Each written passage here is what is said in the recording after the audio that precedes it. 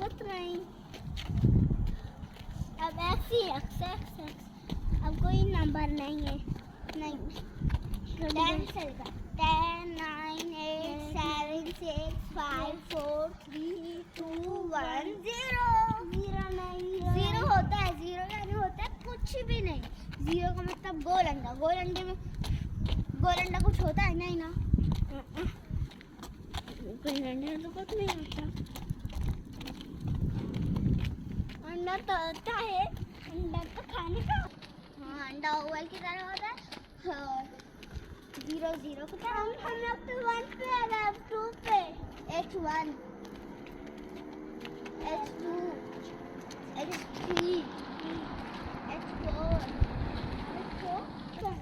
ये H5 H6 ये देखो H5 और H6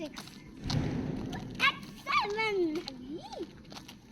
H7 नहीं करो। अब ये H7 H8 अब वहाँ H8 है। के नंबर पे H10 नहीं, अब कुछ नहीं है क्योंकि इस पे X लिखा है, S नहीं है। H10 लेकिन H10 है,